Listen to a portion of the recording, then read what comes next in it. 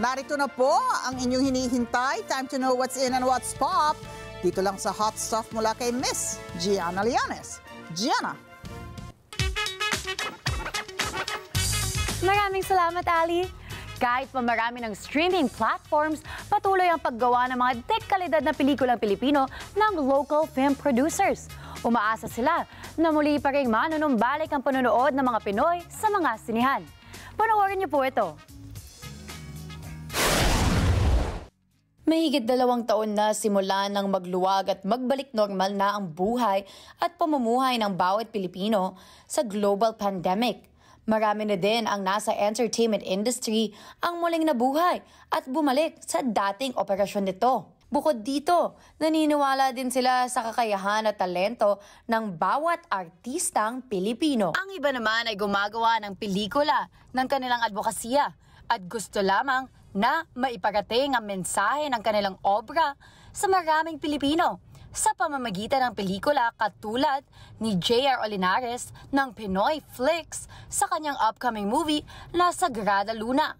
So since Media Affairs po, marami po akong ginagawang mga documentaries patungkol doon sa ahensya.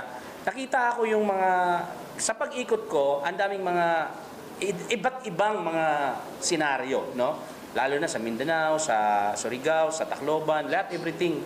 So nabuo ko yung konsepto. Naniniwala sila na magbabalik pa ang interes ng maraming pamilyang Pilipino sa panonood ng sine na gaya ng tradisyonal na bonding moment noon ng mga pamilya o magkakaibigan.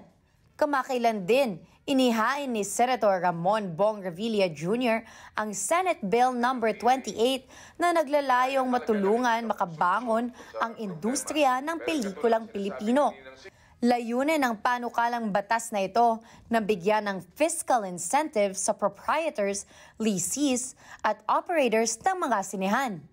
Nakapaloob din daw sa naturang panukala na alisin ang pagpataw ng iba't ibang klase ng national at local taxes sa nabanggit na industriya gaya ng income tax, excise tax, value-added tax at amusement tax. At yan na muna ang Hot Stuff. Balik sa inyo, Alex at Ali.